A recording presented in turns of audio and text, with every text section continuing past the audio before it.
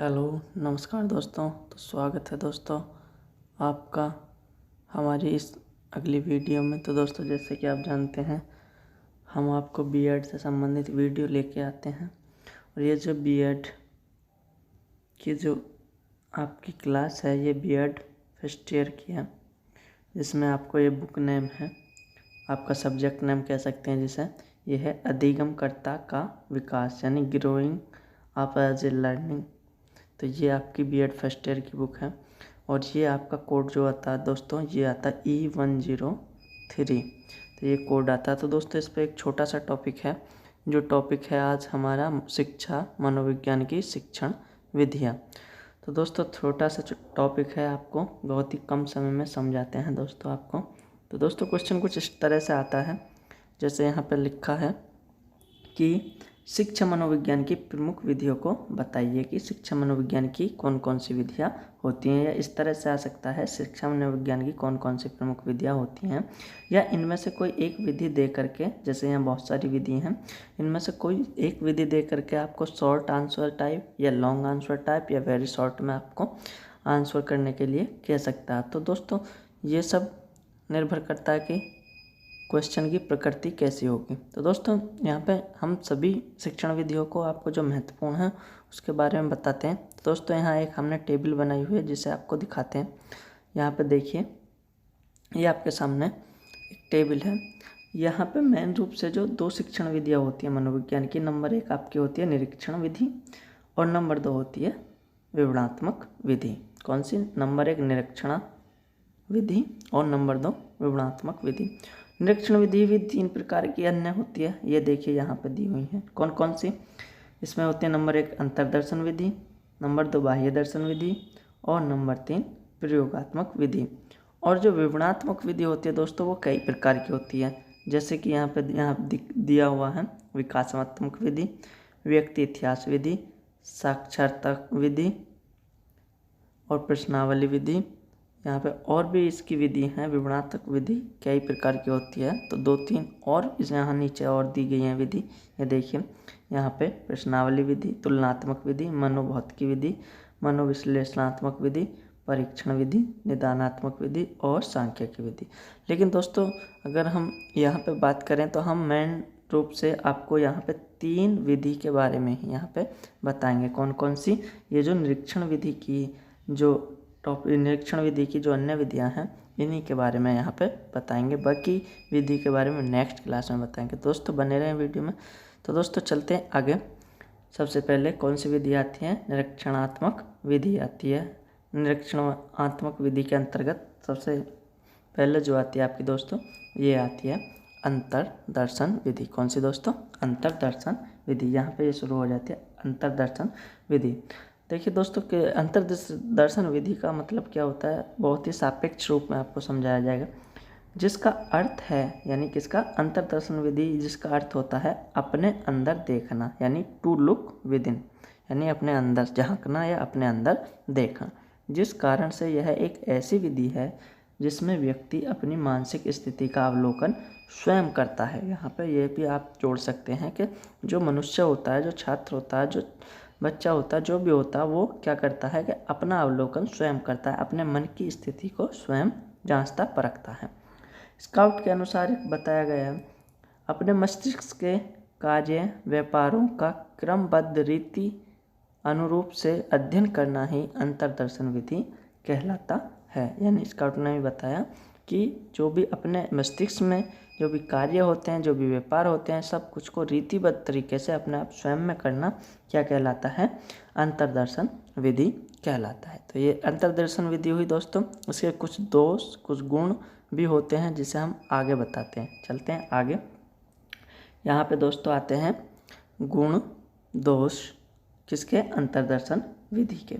तो नंबर 1 पे आते हैं, आप देखो गुण दोष लिखा हुआ है, यहाँ पे आते हैं नंबर 1 पे। इसमें व्यक्ति स्वयं अपनी मानसिक प्रक्रियाओं का निरीक्षण करना पड़ता है। यानी कौन करता है? व्यक्ति जो भी होगा, जो इस विधि को अपनाएगा, स्वयं ही अपनी मानसिक क्रियाओं को जो है निरीक्षण करेगा या उसका परीक्षण करेगा या स्वयं ही उसका आकलन करेगा। नंबर 2 व्यक्ति को स्वयं अपनी मानसिक प्रक्रियाओं के संबंध में चिंतन करना पड़ता है तथा व्यक्ति को स्वयं अपनी मानसिक प्रक्रियाओं की अनुभूति को अभिव्यक्त करना पड़ता है।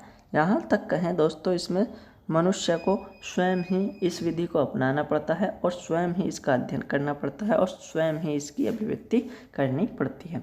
इसमें छात्र अपने अंदर की अनुभूति को महसूस करते हैं। जैसे कि दोस्तों कोई छात्र है, जब छात्र कोई पास होता है फर्स्ट डिवीज़न से, तो उसके अंदर की जो अनुभूति होती है वो स्वयं ही इस चीज़ को महसूस कर सकता है कि वह कितना खुश होता है। तो इस तरह से ये विधि जो होती है अपने अंदर जितनी भी अनुभूति, जितने भी छात्र, जितने भी हर्ष, उल्लास या दुख जो भी कारण होते हैं वो स्वयं ही करने पड़ते हैं। इसके बाद इस विधि का प्रयोग सरल है तथा इसमें किसी यंत्र या विशेष सामग्री की आवश्यकता नहीं होती, यानी इसमें चिंतन मनन करके ही इस विधि का प्रयोग किया जा सकता है। इसके बाद इसमें कुछ गुण हैं तो कुछ दोष भी होंगे दोस्तों। तो इसमें कुछ दोष भी आ जाते हैं दोस्तों, जैसे कि यहाँ पे लिखा है दोष और सीमा। यह विधि वैज्ञानिक न हो करके क्या है, आत्मगत और व्यक्तिगत है, क्योंकि दोस्तों इसमें ना ही कोई यंत्र लगता है, ना ही कोई इसमें विशेष विधि लगती है। सिर्फ ये क्या है, अपने ही मन का चिंतन मनन हो है, इसलिए यह वैज्ञानिक विधि नहीं है। नंबर 2, क्योंकि मानसिक अस्थिर और परिवर्तनशील होती है। क्योंकि यह विधि कैसी होती है, मानसिक अस्थिरता और क्योंकि मानसिक स्थिति यानी ऐसे कहें दोस्तों कि हमारा जो मन होता है, मन की स्थिति जो होती है कभी एक जैसी नहीं होती। यदि हमें सुख हो तो हमारे मन की स्थिति अच्छी होगी और हमें दुख हो तो हमारे मन की स्थिति बहुत ही दयनीय होगी या खराब होगी। तो इस कारण बताया गया कि मानसिक अस्थिर होता है और परिवर्तनशील होता रहता है, जिस कारण इसका निरीक्षण करना कठिन कार्य होता है। यानी दोस्तों यदि कोई व्यक्ति अपना निरीक्षण सुख के समय में करे और एक दुख के समय में करे तो दोनों ही निरीक्षण अलग अलग निकल के आते हैं, जो इसकी दोष होता है, जो इस विधि का दोष होता है।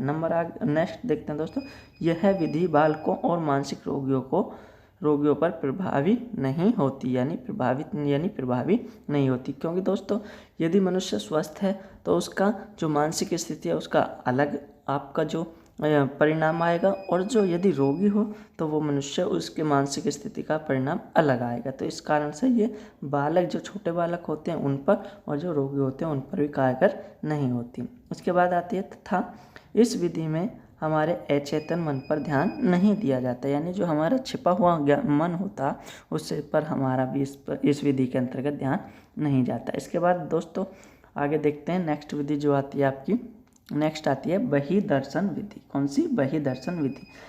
तो इसे भी शॉर्ट तरीके से बताते हैं। जैसा कि इसके नाम से ही ज्ञात है, यहाँ दोस्तों आएगा ज्ञात है, बहिर अर्थात बाहर से अध्ययन करना। इस विधि में एक निरीक्षक व्यक्ति और दोस्तों कुछ मिस्टेक है, एक निरीक्षक व्यक्ति जो होता है अन्य व्यक्ति की क्या करता है, निरीक्षण करता है, व्यवहारों का वर्णन और विश्लेषण करता है किसी अन्य का, और जिसमें 3 अंग होते हैं। नंबर 1, व्यक्ति के व्यवहार का निरीक्षण करना पड़ता है, व्यक्ति के व्यवहार का अनुभव करना पड़ता है, अनुभव के आधार पर व्यक्ति के व्यवहार का व्याख्या करनी होती है। दोस्तों यहाँ पे मेन टॉपिक ये आता है, मेन निकल के ये आता है कि दोस्तों जो बहिर्दर्शन विधि है इसमें 2 लोग होते हैं, एक तो निरीक्षण करने वाला और दूसरा होता है जिसका निरीक्षण किया जाता है। ये निरीक्षण करने वाला इसका निरीक्षण करता है। तो इसमें 2 व्यक्ति होते हैं, एक पहला निरीक्षण करने वाला और जिसका निरीक्षण किया जाए। तो इसके अंतर्गत ये 4 प्रकार की होती हैं, जैसे औपचारिक बहिर्दर्शन विधि, अनौपचारिक बहिर्दर्शन विधि, आकस्मिक बहिर्दर्शन विधि और क्रमिक बहिर्दर्शन विधि। तो इन्हीं के अनुसार इन्हें बांटा गया। इसके बाद नेक्स्ट देखते हैं इसकी जो है गुण और दोष की कुछ होते हैं। यहाँ पे देखिए, यहाँ पे लिखा भी गया कुछ गुण दोष हैं इसके दोस्तों। यहाँ पे बहिर्दर्शन के गुण दोष आ जाते हैं। इस विधि में दूसरे व्यक्ति की क्रिया और व्यवहारों का निष्पक्ष अध्ययन किया जाता है, यानी एक व्यक्ति दूसरे व्यक्ति के व्यवहारों का, उसकी क्रियाओं का, उन क्रियाकलापों का अध्ययन करता है दूसरा व्यक्ति। इस विधि में कई बार बालकों का अध्ययन किया जा सकता है, एक बार में कई बालकों का, यानी एक व्यक्ति कई बालकों का उसके व्यवहार के अनुसार उसका अध्ययन कर सकता है। इसके बाद आगे देखते हैं दोस्तों, यहाँ पे आता है दोस्तों कि बाल मनोविज्ञान की सही जानकारी इस विधि द्वारा प्राप्त कर ली जाती है। यह जानकारी बालकों को उचित शिक्षा देने में बहुत सहायता करती है। यानी दोस्तों जो सामने वाला व्यक्ति या ऐसे कहें एक शिक्षक जो छात्र की जो है अनेक प्रकार के व्यवहारों का अध्ययन करता है तो उनसे पता चलता है कि छात्र की गुण और दोष क्या हैं, जिसमें उसे ये है कि जो छिपे गुण होते हैं बच्चों के वो छात्र को निकाल करके उन्हें अच्छे कार्यों में या उन्हें विशेष गुणों को अच्छी प्रगति में लगाना पड़ जाता है। इसके आगे देखें दोस्तों, आगे आपका आता है इसमें दोष। इसमें दोष आपके आ जाते हैं यहाँ पे दोष और सीमा। इस विधि में व्यक्ति के व्यवहार का अध्ययन किया जाता है, न कि मानसिक अनुभूतियों का, जिस कारण कभी कभार। इसके बाद दोस्तों ये बहिर्दर्शन विधि के दोष और सीमाएं आ जाती हैं, जिसमें यह आती है इस विधि में व्यक्ति के व्यवहार का अध्ययन किया जाता है, न कि मानसिक अनुभूतियों का। यानी इसमें सामने वाला व्यक्ति दूसरे व्यक्ति की क्या करता है, व्यवहारों का अध्ययन करता है, ना कि उसकी मानसिक अनुभूतियों का। जिसके बाद जिस कारण कभी कभी व्यवहार को देखकर व्यक्ति की अनुभूतियों का सही ज्ञान नहीं मिल पाता और इसका गलत अर्थ लगा लिया जाता है। यानी इसमें मेन मकसद क्या है कि एक व्यक्ति दूसरे व्यक्ति के सामने के जो व्यवहार करेगा, जो दूसरे व्यक्ति व्यवहार करेगा, उन्हीं का अध्ययन किया जाएगा।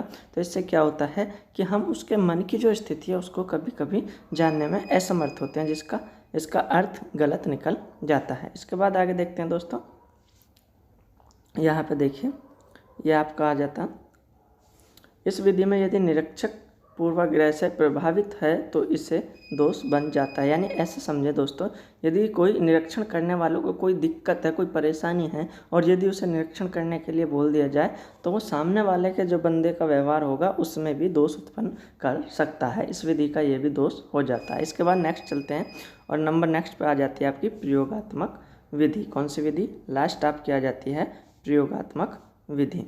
ये देखिए दोस्तों, यहाँ पे है प्रयोगात्मक विधि। इस विधि में पहले परीक्षण किया जाता है तथा उन परीक्षणों का निरीक्षण करके निष्कर्ष निकाला जाता है। जैसे कि दोस्तों अंतर्दर्शन में क्या था कि अपने मन की जो अपने आप की अंतरात्मा थी या अपने अंतर्निहित गुण थे उनका अध्ययन था, और बहिर्दर्शन में दूसरे व्यक्ति के व्यवहारों का और उसके गुणों का क्या करता था, अध्ययन था। लेकिन इसमें क्या था कि पहले गुण और जो भी व्यवहार होंगे उनका परीक्षण किया जाएगा, तब उन्हीं पर दोबारा से निरीक्षण किया जाएगा। कुल मिला के ऐसे कह सकते हैं ये दोनों विधि की जो है संयुक्त रूप से बनाई गई नई विधि है। दोनों विधियों को मिलाकर संयुक्त रूप से मिलाई गई ये विधि कहलाती है। तो इसके कुछ गुण और कुछ दोष आप समझ सकते हैं। गुण है पहले, सबसे पहले इस विधि के द्वारा व्यवहार और अनुभूति का अलग अलग नहीं बल्कि दोनों का एक साथ अध्ययन किया जाता है, और अध्ययन के साथ साथ दोस्तों क्या किया जाता है, उनका परीक्षण भी किया जाता है। इसके बाद इस विधि का प्रयोग व्यक्ति की क्रियाओं का अध्ययन नियंत्रित परिस्थितियों में किया जाता है जिसमें सही परिणाम प्राप्त होते हैं। अच्छा दोस्तों, इसमें यह है कि आपका जो व्यक्ति सामने वाला होता है उसकी जो सही समय है उसका चुनाव कर लिया जाता है, तब इन चीज़ों का परीक्षण किया जाता है। इसके बाद आगे देखें दोस्तों, इस विधि में शिक्षा तथा मनोविज्ञान के अनेक समस्याओं का समाधान किया जाता है। मॉर्गन ने कहा भी है कि इसे बालक के सर्वांगीण विकास के लिए अत्यंत उपयोगी विधि माना गया है। इसमें कुछ दोष भी हैं दोस्तों, यहाँ पे दोष और सीमाएं यहाँ पे हैं इसकी, ये आपकी दोष और सीमाएं। इस विधि में नियंत्रित, ये थोड़ा मिसप्रिंट है दोस्तों, इस विधि में नियंत्रित वातावरण का प्रयोग किया जाता है जिस कारण व्यक्ति का व्यवहार स्वाभाविक न होकर कृत्रिम होता है। यानी एक ऐसी समय का चुनाव किया जाता है जिस समय के व्यक्ति सही प्रकार से व्यवहार कर रहा हो, जो इस बात को दर्शाता है कि इसमें कभी कभी ये होता है कि अधिक समय लग जाता है और उसके व्यक्ति को एक कृत्रिम रूप से बना दिया जाता है। इसके बाद व्यक्ति की कुछ अनुभूतियाँ ऐसी होती हैं जिसको हमें प्रयोग द्वारा सत्यापित नहीं कर सकते। इस विधि में व्यक्ति की मानसिक स्थिति का ज्ञान प्राप्त करना कठिन हो जाता है। कि दोस्तों इसमें एक दोष ये भी है कि जो मनुष्य होता है वो मन की स्थिति का ज्ञान करना थोड़ा सा कठिन कार्य हो जाता है। तो मिलते हैं दोस्तों नेक्स्ट वीडियो में, तब तक के लिए धन्यवाद। धन्यवाद दोस्तों।